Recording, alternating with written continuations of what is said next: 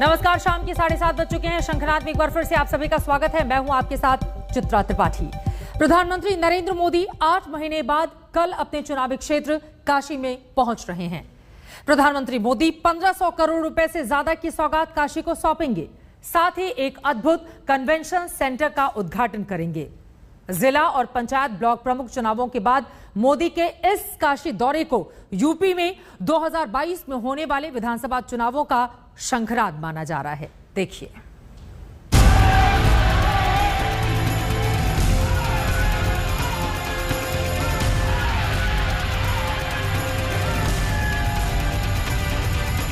करीब 8 महीने बाद प्रधानमंत्री नरेंद्र मोदी अपने चुनावी क्षेत्र वाराणसी पहुंच रहे हैं। अपने सांसद के स्वागत के लिए काशी सज धज कर तैयार हो चुकी है। मोदी के पास सौगातों का पूरा पिटारा है जिसे वो काशी में खोलने वाले हैं। पीएम मोदी काशी में 5 घंटे रहने वाले हैं और इन 5 घंटों में मोदी 1.5 अरब से ज्यादा रुपयों की सौगात काशी को सौंपने वाले हैं। पीएम मोदी करीब 10:30 बजे वाराणसी एयरपोर्ट पहुंचेंगे। 11 बजे के करीब मोदी हेलीकॉप्टर से BHU IIT खेल के मैदान में जनसभा स्थल में पहुंचेंगे। यहीं पर मोदी 280 परियोजनाओं का लोकार्पण और शिलान्यास करेंगे। इन सभी परियोजनाओं की लागत 1583 करोड़ रुपए है। इसके बाद मोदी रुद्राक्ष कन्वेंशन सेंटर का उद्घाटन करेंगे। मोदी के इस दौरे का आखिरी कार्यक्रम BHU के अस्पताल में बने मातृ शिशु केंद्र में है, जहां पर वो कोरोना की तीसरी लहर को लेकर डॉक्टरों से बातचीत करेंगे। इसके बाद मोदी BHU IIT मैदान के हेलीपैड से वाराणसी एयरपोर्ट पहुंचेंगे और दिल्ली के लिए रवाना हो जाएंगे। लगभग 10:30 बजे वाराणसी एयरपोर्ट पर पहुंचेंगे। 11 बजे BHU के एक जनसभा स्थल पर पहुंचेंगे, जहां से 280 परियोजनाओं का लोकार्पण और शिलान्यास करेंगे, जिसकी लागत 1583 करोड़ रुपए है। उसके उपरांत आदरणीय प्रधानमंत्री जी रुद्राक्ष कन्वेंशन सेंटर जाएंगे। उसका भी लोकार्पण करने का काम 15 जुलाई को कर रहे हैं। पीएम मोदी काशी को जो सबसे बेशकीमती सौगात भेंट करने वाले हैं, वो है ये शानदार रुद्राक्ष कन्वेंशन सेंटर। रुद्राक्ष कन्वेंशन सेंटर की नींव 12 दिसंबर 2015 को रखी गई थी। तब जापान के उस वक्त के प्रधानमंत्री शिंजो आबे वाराणसी के दशाश्वमेध घाट पहुंचे थे और दुग्धाभिषेक किया था। 5 साल में ये कन्वेंशन सेंटर बनकर तैयार हुआ है। रुद्राक्ष कन्वेंशन सेंटर को जापान ने भारत के साथ मिलकर बनाया है। ये कन्वेंशन सेंटर 13,096 वर्ग मीटर में बना है। इसमें 1200 लोगों के बैठने के लिए अत्याधुनिक सुविधाओं वाला हॉल है। कन्वेंशन सेंटर के बाहरी हिस्से में एल्यूमिनियम से बने 108 सांकेतिक रुद्राक्ष लगे हैं। कन्वेंशन सेंटर को बनाने में 186 करोड़ रुपए की लागत आई है। मोदी यहां रुद्राक्ष का एक पौधा भी लगाएंगे। इस मौके पर जापान के राजदूत भी मौजूद रहेंगे, जबकि जापान के प्रधानमंत्री योशिहिदे सुगा कार्यक्रम से वर्चुअल जुड़ेंगे। और ये है रुद्राक्ष सेंटर, जो कि सबसे बड़ा और सबसे अत्याधुनिक ऑडिटोरियम होने वाला है, जिसका उद्घाटन प्रधानमंत्री मोदी करेंगे और उनके साथ जापान के एम्बेसडर भी मौजूद रहेंगे, क्योंकि जापान के सहयोग से ये रुद्राक्ष सेंटर जो है अंतर्राष्ट्रीय सेंटर ये बना है। और इसकी खूबसूरती, इसके भीतर लगी तकनीक, ये तमाम चीज़ें बिल्कुल अत्याधुनिक हैं। इसकी वजह बता दें कि जब शिंजो आबे 2015 में वाराणसी आए थे और प्रधानमंत्री मोदी ने जब उनके साथ गंगा की लहरों की सैर की थी, तभी इसकी रूपरेखा तय की गई थी। पीएम नरेंद्र मोदी ने कन्वेंशन सेंटर की तस्वीरें ट्वीट की और लिखा, वाराणसी में कन्वेंशन सेंटर रुद्राक्ष के उद्घाटन के लिए मुझे खुशी हो रही है। जापान की सहायता से बना ये अत्याधुनिक केंद्र वाराणसी को सम्मेलनों के लिए एक आकर्षक स्थल बना देगा। साथ ही ये सैलानियों और व्यापारियों को भी आकर्षित करेगा। प्रधानमंत्री नरेंद्र मोदी के दौरे से पहले मंगलवार को यूपी के मुखिया योगी आदित्यनाथ ने वाराणसी का दौरा किया था। साथ ही तैयारियों का जायजा लिया था। योगी ने काशी विश्वनाथ के दर्शन किए, बाबा विश्वनाथ का दुग्धाभिषेक किया, विधि विधान से पूजा की। प्रधानमंत्री मोदी काशी के दौरे पर ऐसे वक्त में आ रहे हैं जब 8 महीने के भीतर उत्तर प्रदेश में विधानसभा चुनाव होने वाले हैं।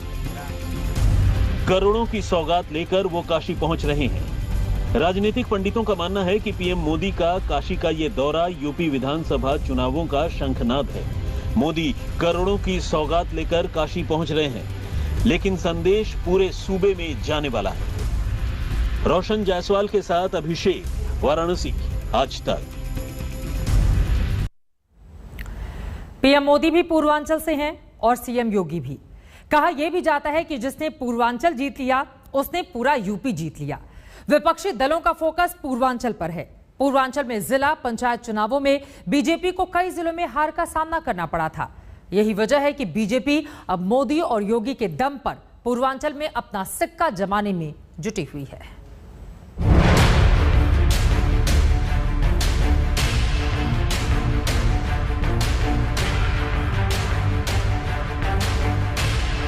तो क्या उत्तर प्रदेश के चुनावों में बीजेपी की तैयारियों का शंखनाद है प्रधानमंत्री नरेंद्र मोदी की ये काशी यात्रा? ये सवाल सियासी गलियारे में गूंज रहा है। सवाल यूं ही नहीं है, अभी ज्यादा दिन नहीं बीते जब केंद्र में मोदी ने पूरा मंत्रिमंडल बदल डाला, जिसमें अब पीएम मोदी को मिलाकर केंद्र में अब यूपी से कुल 15 मंत्री हो चुके हैं। 9 नए मंत्रियों को शपथ दिलाई गई, जिसमें जातीय समीकरण का भी बाकायदा ख्याल रखा गया। मोदी मंत्रिमंडल में यूपी से 3 दलित, 3 पिछड़े वर्ग के और 1 ब्राह्मण सांसद को मंत्री बनाया गया है। सहयोगी पार्टी अपना दल एस की सांसद अनुप्रिया पटेल को मोदी कैबिनेट में जगह दी गई है। हम आपको ये भी बता दें कि प्रधानमंत्री नरेंद्र मोदी समेत पूर्वांचल से केंद्र में अब 6 मंत्री हो गए हैं। हमने खास तौर पर पूर्वांचल की चर्चा इस नाते की है क्योंकि पूर्वांचल में सियासी अखाड़े अभी से सजने लगे हैं। सुहेल देव भारतीय समाज पार्टी के अध्यक्ष ओम प्रकाश राजभर ने AIMIM के मुखिया असदुद्दीन ओवैसी से हाथ मिलाया है। राजभर ने भागीदारी संकल्प मोर्चा का गठन किया है। हमने एक अलायंस बनाया है, एक मोर्चा बनाया जिसका नाम भागीदारी संकल्प मोर्चा है। उस मोर्चे में ओवैसी जी की पार्टी है, कुशवाहा जी की पार्टी है, पटेल जी की पार्टी है, चौहान जी की पार्टी है, बिंद जी की पार्टी है, कश्यप जी की पार्टी है। उस बीच में प्रजापति जी की पार्टी है, पाल की पार्टी है, आपके राजभर जी की पार्टी है। उसके साथ हमारे साथ बंजारा है, बहेलिया है, अर्कबंसी है, आरक है, बारी है, बियार है। पिछले दिनों ब्लॉक प्रमुख और जिला पंचायत चुनावों में प्रदेश भर में हिंसा की खबरें आई, लेकिन दोनों चुनावों में जीत का सेहरा बीजेपी के सिर बंधा। लेकिन इस पर सियासत भी खूब गरमाई। समाजवादी पार्टी ने बीजेपी पर सीधे सीधे गुंडागर्दी के आरोप लगाए। लोकतंत्र में ऐसा नंगा नाच किसी सरकार ने नहीं किया होगा जितना भारतीय जनता पार्टी ने नंगा नाच किया है। इतनी गुंडागर्दी जिसकी कोई कल्पना नहीं कर सकता था। अगर कोई पर्चा खरीदने गया है, पर्चा लेकर के पहुंचा है, तो उसका इंतजाम पूरा का पूरा किया प्रशासन ने कि कैसे छीना जाएगा। बीएसपी सुप्रीमो ने तो जिला पंचायत चुनाव में उम्मीदवार भी नहीं उतारे थे। यदि हमें ऐसा लगता कि ये चुनाव निष्पक्ष होने वाला है तो फिर हमारी पार्टी ये चुनाव जरूर लड़ती। प्रधानमंत्री नरेंद्र मोदी ने जिला पंचायत और ब्लॉक प्रमुख चुनावों में जीत पर योगी सरकार को बधाई दी, लेकिन सच ये भी है कि जिला पंचायत चुनावों में खास तौर पर पूर्वांचल में समाजवादी पार्टी ने बीजेपी को कड़ी टक्कर दी, कई जिलों में बढ़त भी बनाई। जिला पंचायत सदस्यों का चुनाव रहा हो, जब जनता ने चुनाव उनके सामने आया तो जनता ने अपना समर्थन दिखाया और सबसे बड़ी संख्या में उत्तर प्रदेश में समाजवादी पार्टी के सदस्य भी जीते, VDC भी जीते, प्रधान भी जीते। पूर्वांचल की वाराणसी सीट से प्रधानमंत्री मोदी सांसद हैं, तो उत्तर प्रदेश के मुख्यमंत्री योगी आदित्यनाथ भी पूर्वांचल के गोरखपुर से आते हैं। यही वजह है कि पूर्वांचल में जोर आजमाइश बढ़ गई है। बीजेपी हो, समाजवादी पार्टी हो या फिर बीएसपी, सबको पता है कि 2022 में जिसने पूर्वांचल जीता उसने यूपी जीता। 2022 का चुनाव है और प्रधानमंत्री के पास वाराणसी और पूर्वांचल के लिए पिटारे में बहुत कुछ है। अब देखना यह है कि वाराणसी, जहां बीजेपी फिलहाल कमजोर पड़ती दिख रही थी, क्या प्रधानमंत्री के दौरे के बाद यहां की सियासत फिर बदलेगी? कुमार अभिषेक, वाराणसी, आज तक। पूर्वांचल महत्वपूर्ण है। वैसे बीजेपी नहीं, कांग्रेस भी अब यूपी पर फोकस कर रही है। इस बार कांग्रेस में यूपी की कमान प्रियंका गांधी वाड्रा के हाथों में है। प्रियंका 16 जुलाई को लखनऊ पहुंच रही हैं। बीजेपी ने उनके दौरे को पिकनिक कहकर उनका मजाक उड़ाया है।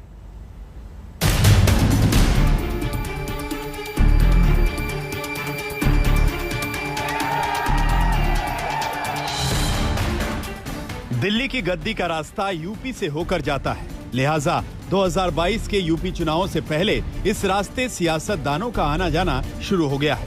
गुरुवार को पीएम मोदी वाराणसी आ रहे हैं, तो अगले ही दिन कांग्रेस महासचिव प्रियंका गांधी वाड्रा लखनऊ पहुंचेंगी। उनके लखनऊ दौरे से जहां पार्टी में उत्साह है, वहीं बीजेपी ने इसे पिकनिक बता दिया है। कांग्रेस पार्टी के कार्यकर्ताओं के उत्साह है, लोगों में विश्वास है, भरोसा है। तो 16 तारीख तो आएंगी और निरंतर संगठन के लोगों से, पार्टी के लोगों से, नेताओं से सबसे मुलाकात करेंगी और निश्चित रूप से उनके आने के बाद एक और उत्साह कार्यकर्ताओं में होगा और मैं समझता हूं कि 2022 के चुनाव के लक्ष्य को हम बहुत आसानी से प्राप्त कर पाएंगे। देखिए, 3 दशक तो हो गए हैं, अब मुझे लगता है कुछ होने वाला नहीं है कांग्रेस का, क्योंकि देश में भी नहीं है कांग्रेस और उत्तर प्रदेश में तो 3 दशक से बिल्कुल गायब हो चुकी है। तो इसलिए यहाँ पर आए, घूमें फिरें, जैसे वो लोग आते रहे हैं घूमने फिरने के लिए। वो तो पिकनिक मनाने आते हैं उत्तर प्रदेश में और पिकनिक के लिए अच्छा अवसर है, आए और पिकनिक मनाएं। बल्कि दरअसल लंबे समय से बात कही जा रही है कि प्रियंका गांधी स्थायी तौर पर लखनऊ में रहेंगी, लेकिन ऐसा हो नहीं रहा। यही नहीं, प्रियंका का दौरा 14 जुलाई से ही होने वाला था, लेकिन पंजाब को लेकर दिल्ली में अहम बैठक की वजह से ये दौरा 2 दिन टल गया। अब 16 जुलाई को जब वो आएंगी तो माना जा रहा है कि पंचायत चुनाव में हिंसा पर वो योगी सरकार को घेरेंगी, किसान संगठनों के नेताओं से मुलाकात करेंगी, कोरोना प्रबंधन में कमियों का मुद्दा उठाएंगी। 2022 के चुनाव में फिलहाल कांग्रेस पार्टी किसके साथ जाएगी ये साफ नहीं है। वहीं समाजवादी पार्टी पहले ही कह चुकी है कि वो किसी भी बड़े दल के साथ गठबंधन नहीं करेंगे। सबको अधिकार है, सब आएंगे, अपनी पार्टी का प्रचार करेंगे, घूमेंगे, अपनी पार्टी को मजबूत करेंगे। लेकिन मुझे नहीं लगता है कि उत्तर प्रदेश में समाजवादी पार्टी के अलावा कोई भारतीय जनता पार्टी का विकल्प हो कि भारतीय जनता पार्टी को कोई हटा सकता है। 2017 के चुनाव में कांग्रेस और समाजवादी पार्टी ने गठबंधन किया था। नतीजा ये हुआ कि समाजवादी पार्टी जहां 224 से 47 सीटों पर आकर रुक गई, वहीं कांग्रेस को महज 7 सीटें मिली। ऐसे में दोबारा किसी गठबंधन की गुंजाइश कम ही दिख रही है।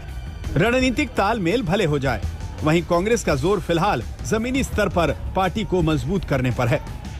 समर श्रीवास्तव, लखनऊ, आज तक। तो 403 सीटों वाली विधानसभा में बीजेपी के सामने 2017 का प्रदर्शन करने की चुनौती है, तो कांग्रेस के सामने शून्य से शिखर पर कैसे पहुंचा जाए इसकी चुनौती। इन सबके बीच समाजवादी पार्टी की अपनी तैयारी। लगातार उत्तर प्रदेश से जो भी खबर सामने आएगी शंखनाद में हम आप तक पहुंचाते रहेंगे। आज के लिए बस इतना ही। एक छोटे से ब्रेक के बाद फौरन लौटेंगे देश और दुनिया की बाकी खबरों के लिए। आप देखते रहिए आज तक, कहीं जाएगा।